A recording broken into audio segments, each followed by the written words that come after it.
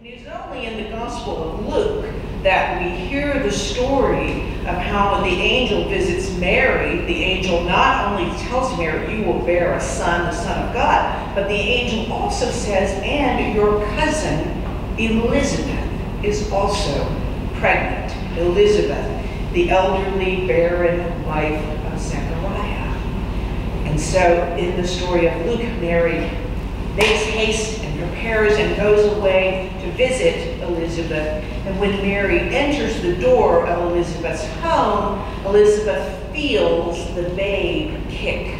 We think for the first time. I like to think it was for the first time.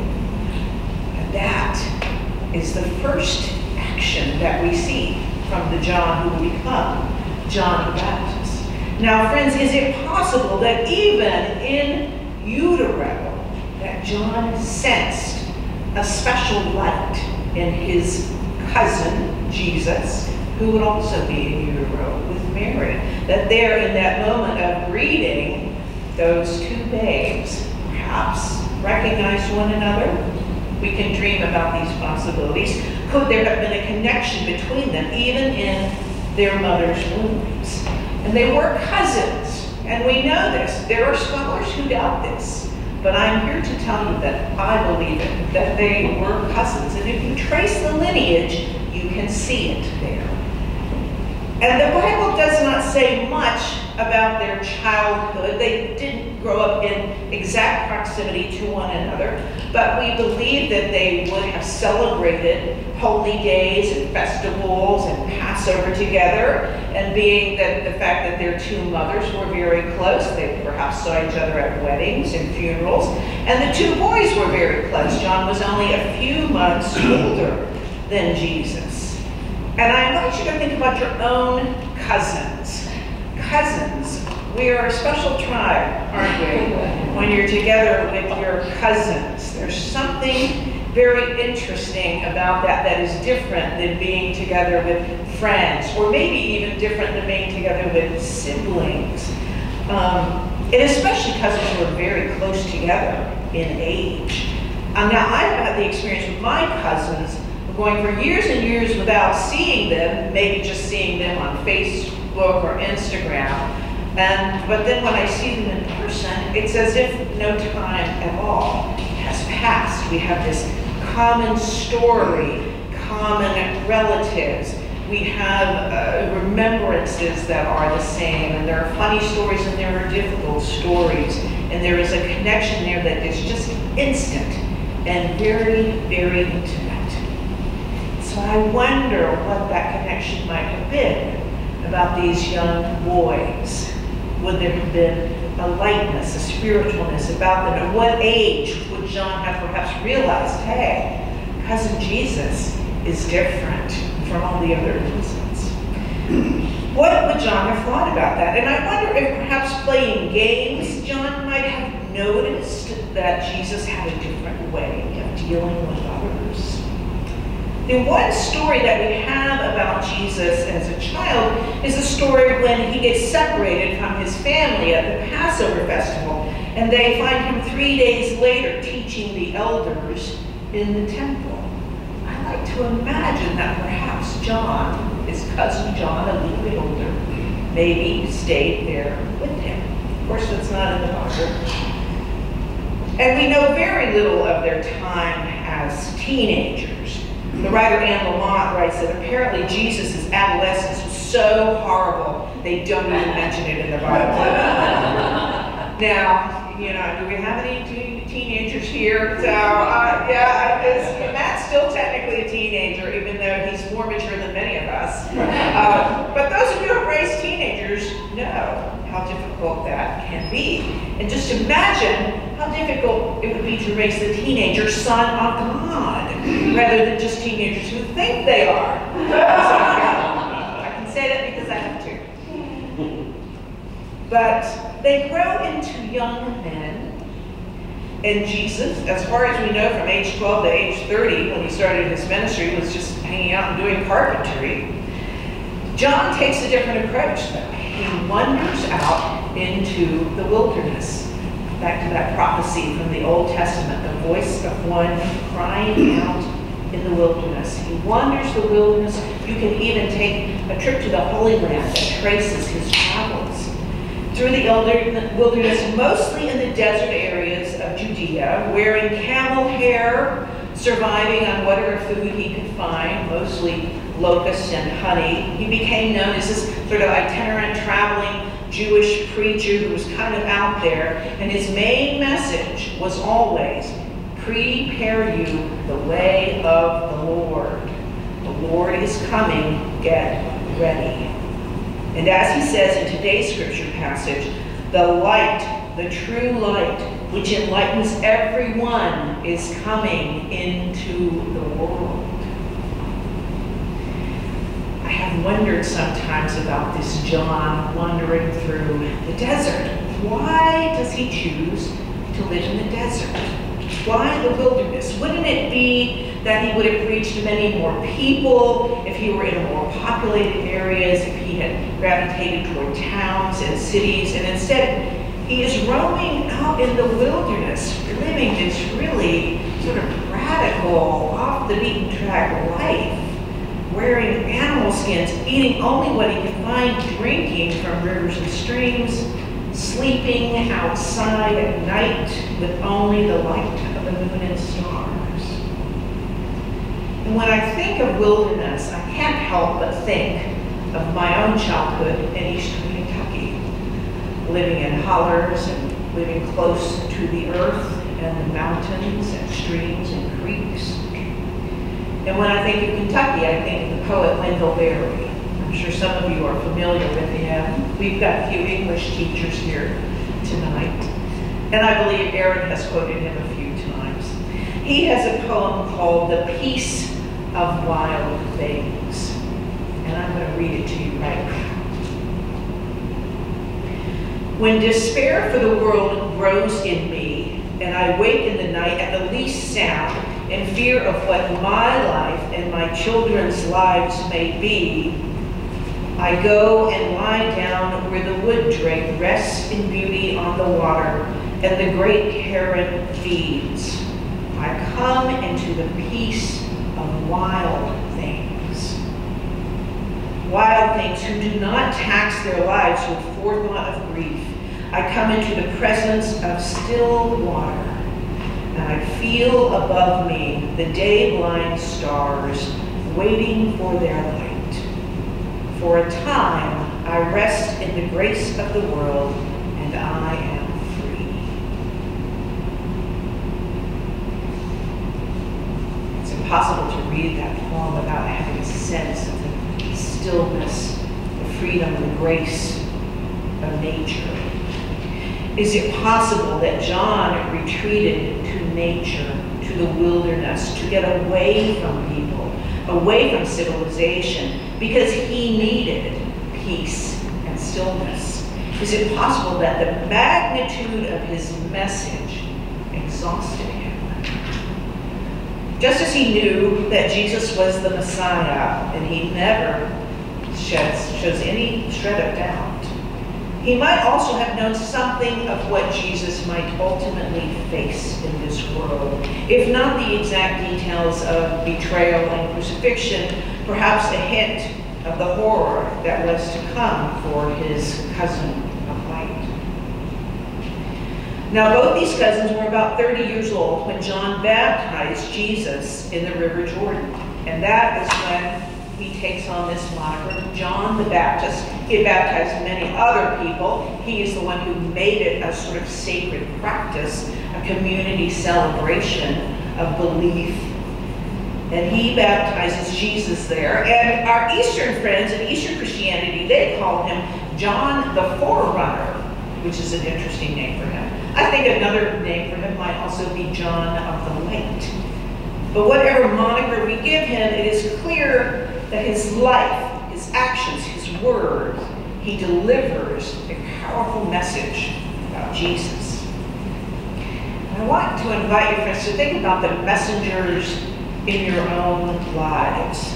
People who have given you important information at various times, perhaps even life-changing messages.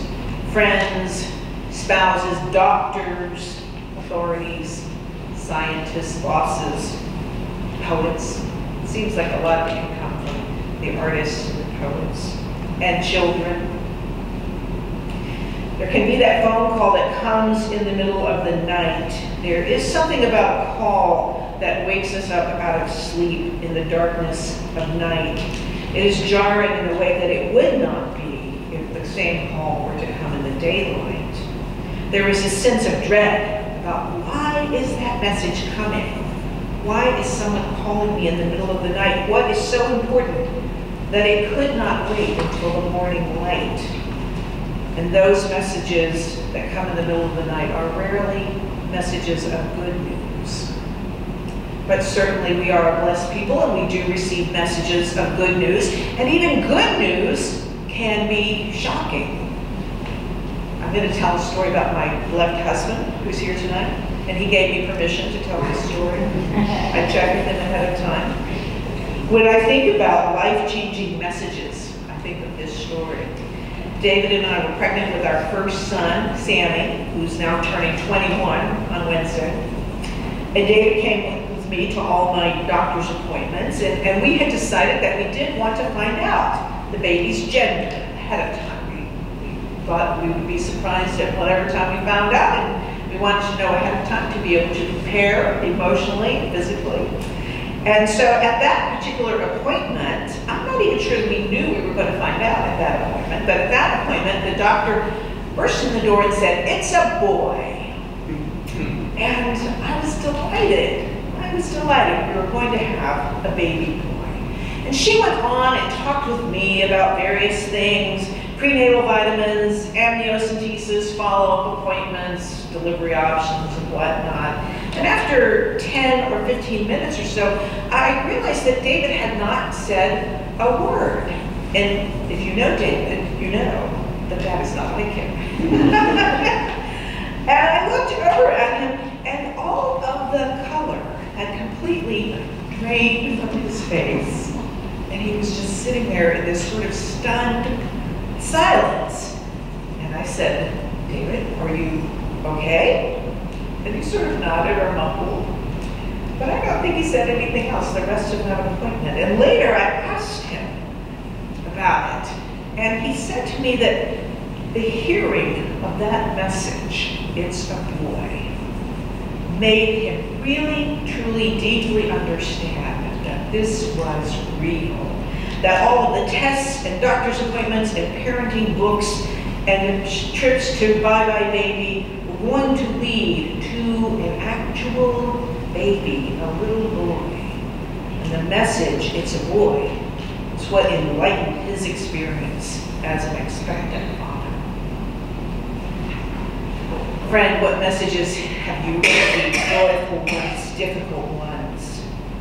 And as Christians, we are not only recipients of messages, we are called to be messengers of the light that shines. How is it that we can deliver the message? With our actions, sometimes with our inactions, with our words. With our actions, we can live lives in which people can see and sense a light in us, perhaps even a lightness about us.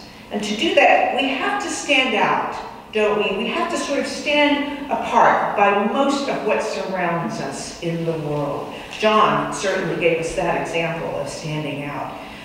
We have to bring into the wildness of this world a different kind of being. We are surrounded, particularly right now, we are surrounded by division, apathy, injustice, and hatred. And we are called to stand apart from that. And it can be very, very difficult to do that. How do we bring the light of Christ into this polarized world? We have some powerful messages and messengers in this very church. Every single week at this worship service, at the morning service, at the programming, I see the message, and I see many, many messengers. From the preachers, to the lay leaders, to the teachers, to the children. There are powerful messages here that sustain me a weekly basis and fill me up to go out into the world and to in some way carry that message. And we are also so blessed in this congregation to be able to have prophetic messengers who come and visit us and tell us amazing information that we need to know. Brian Stevenson, Lisa and Sharon Herbert, Bruce Douglas, Ruth Everhart, and so many more special speakers and visitors that we have had here that are proclaiming to us what is going on in the world, the truth of the light of God and how we can live into it. We are living in a time of a national wilderness in which neighbors have turned against neighbors, family members against family members, sometimes even cousins against cousins, cutting one another out of our lives. And there are very difficult issues at stake. Issues of justice and morality and humanity are threatened. And it can be so difficult not to become divided and divisive when there is so much at stake. And we as Christians, as followers of Christ, we have to wrestle with these issues. We have to wrestle with what our gospel teaching means to the world as it is right now. We have to find ways to respond to one another. And we have to be very careful sometimes when deep disagreements resound. I was remembering a slogan that I have learned from the brothers and the sisters in the 12-step movement. And that slogan is, say what you mean what you say, but don't say it mean. And that slogan has really stood me well in so many situations. And I take each of those three components very, very seriously. And yet it can be so difficult. Sometimes it would be easier not to say anything at all, right?